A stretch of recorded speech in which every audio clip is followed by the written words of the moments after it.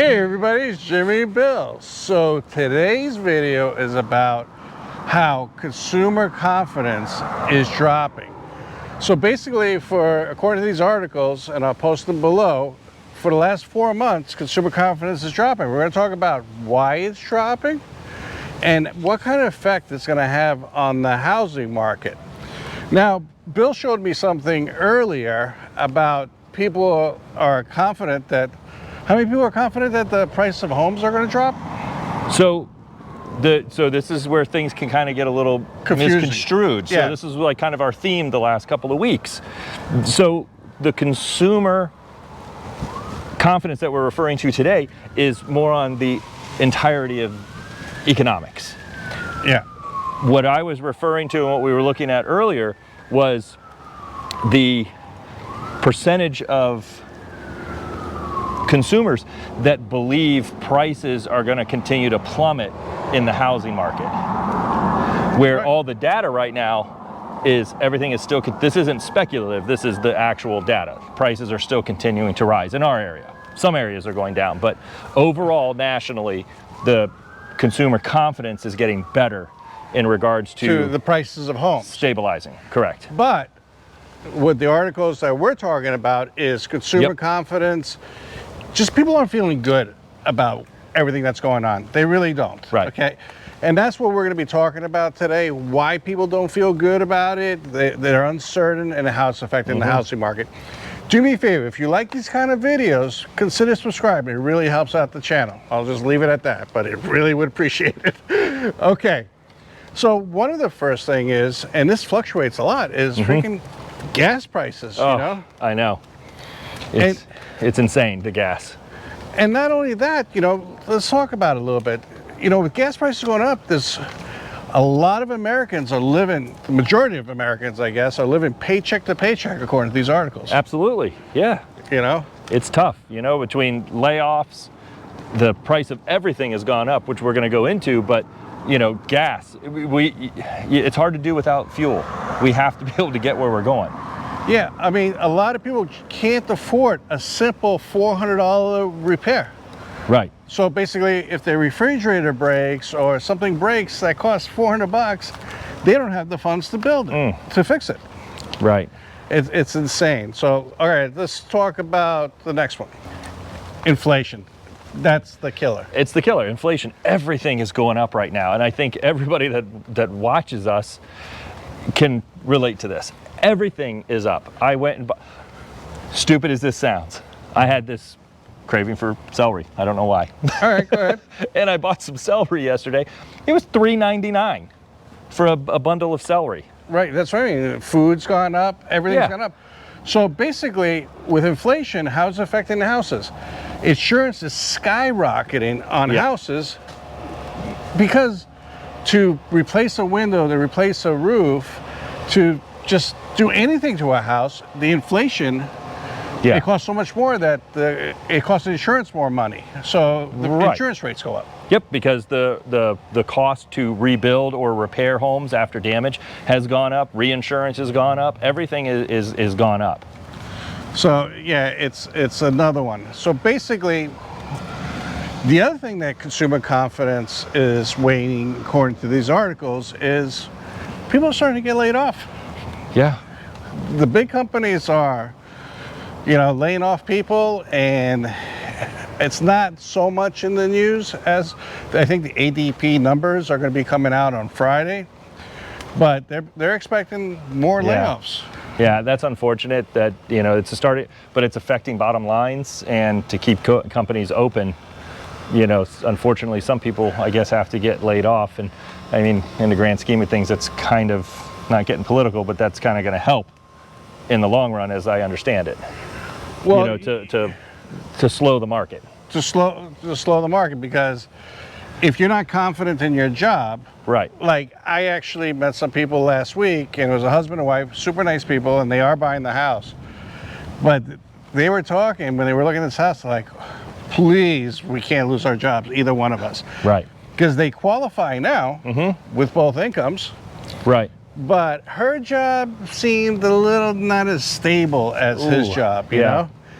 and because there was some rumbling, she works for a big company, and she's like, if I lose my job, she's telling them we're in trouble, you know, especially the field that she's in. I don't think she could get a job that fast to replace it, especially the income. So demand, job demand, you know, that's slowing down too.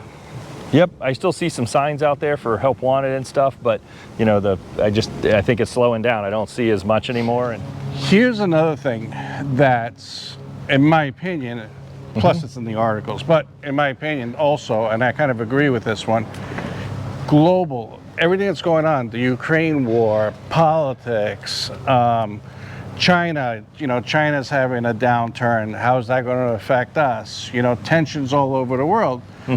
So I think even though it may not affect people directly right now, you know, it could affect people, you know, in the long run. And I think that some people that keep up with that stuff are saying to themselves, well, you know, with everything happening in the global market, you know, and the economy and wars and all that stuff, maybe something bad's going to happen and I need to hunker down and, you know, buy silver, buy gold, or just hold on to cash. You know, instead of buying a house. What do you think? Yeah, I agree. I think everybody's getting a lot more cautious, and you know, depending on, in regards to the housing market, depending on where you're at, you know, if you have to buy a house. But right now, what I'm starting to kind of just see, there's no hard facts on this. It's just more my feeling with all the phone calls I make every day and just talking to different people and networking, is that if you don't need a house, people aren't buying a house. Even people that, you know, and you know my stance on renting. You know, I'd much rather somebody buy a house than rent, because you're at least putting money into, you know, something, and you're building equity. But people are kind of holding off because they're a little scared, because they're not, you know, there's other expenses when you're buying a house other than just your mortgage. You know, that you have to take into consideration. And we've done those videos before, you know, that it's more than just your mortgage that you have to look into. No, definitely. And nobody, let's talk about interest rates. Like, nobody knows if rates are going to go up, they're going to go down. So I'll give you an example. The car market is getting crushed.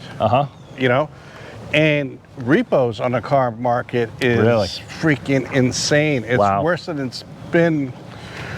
I don't know the exact dates, but they're talking about since the past really bad recession. Things are getting worse. People just can't afford it.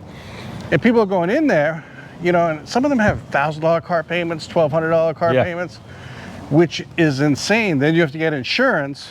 And just like houses, car insurance is going through the roof because it costs more to fix up a car than it did before. And you know the way they build cars now, if you have one little fender bender, the whole front end is smashed. Oh yeah, you're done. It's all that's, you know, the safety issues of it, you know, and we want that, but it's true. It's like, so it costs more. It's pretty much every I literally once saw somebody rear end somebody, and they must have been going 15, 20 miles an hour.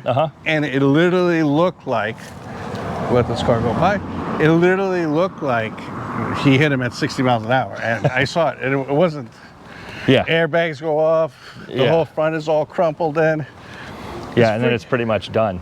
And insurance companies know that. And they sell it, they get money for the parts and all that stuff, and they move on, you get another vehicle. And now I could tell that, like, you know me, I'm looking for a Toyota, you know, a Tacoma. And I didn't want to pay the dealer markups, because just a month ago, they're like, yeah, we're going to add $1,800 for this and $3,000 for this. And I got a phone call today, say, hey, it's your lucky day. we're going to eliminate those fees and sell it to you for MSRP, which from Toyota, and there's a shortage.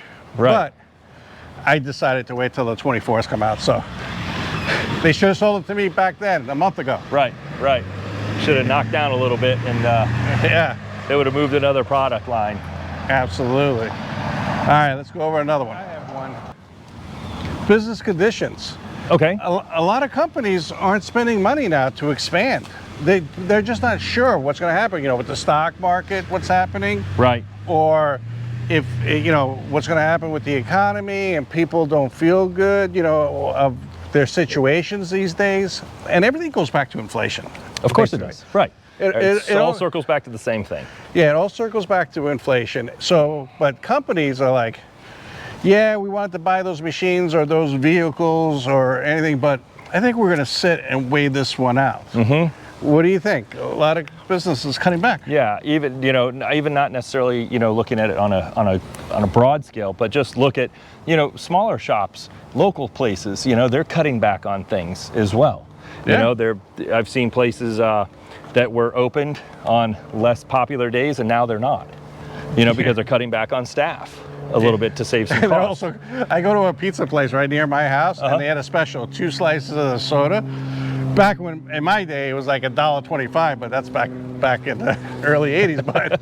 But now they had 2 slices and a soda for, it was like $6, okay? So oh, wow, okay. It was still expensive, but it was all right price. That's not bad. So I go back in there, I said, I want the specials. And now they gave me 1 slice and a soda.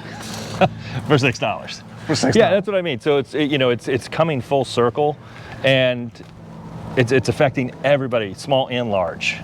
And I think people have more sustainability. The larger companies have a little bit more sustainability than the smaller companies do. So I really do feel for the mom and pop type shops and even smaller franchises. Yeah, but I mean, like there's going to be a breaking point, because of course there's going to be a point that people just can't afford stuff. Okay, I did a whole video on breaking points, and it's just how much could somebody take? Right now people are living paycheck to paycheck, but now there's people taking second and third jobs just to pay the basics. Yeah, you can only cut so much discretionary spending. There's only so many things you can cut out of your life, but people are doing that. You're buying off-brand stuff, shopping your deals when you can find them, and now sometimes the deals aren't necessarily deals, but it's a very unfortunate situation. And until until spending gets curbed, we're going to be in this for a while. But what do you think is how do you think all this consumer confidence going down is affecting the real estate market? Well, I mean, it's no different than any other market. It's some people have to buy a house because they have no house, so they're going to purchase a home. At the end, but they might purchase something smaller. Right, they may purchase something smaller. We're still selling homes. Okay. Right, we're poised to do roughly 4 million homes nationally. Now that may come down, but that's still not affecting price, as crazy as that sounds.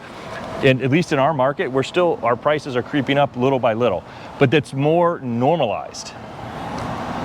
Okay, it's not these crazy spikes up that we had, but it's a more normalized market. But we're also still a hot market, so I'm waiting to see truly what happens. I don't foresee us having any kind of a crash in prices, but we're just getting to that stabilization. I think when we talked in our last video about that, we showed that slide where, again, these are projections. Nobody really knows. We've got to kind of live through it and see what happens. But you did bring up a good point.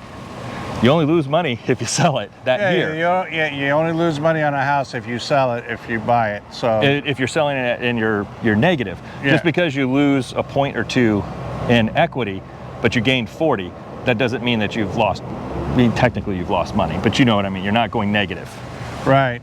So that's it. I know it's tough out there, and I know consumer confidence is down, and it sucks for all of us. And hopefully, we get out of this unscathed. At least a little bit. But anyways, that's today's video. I greatly appreciate you guys watching. Please, like always, consider subscribing, and we'll catch you on the next one. Thank you. Thanks for watching. See you soon.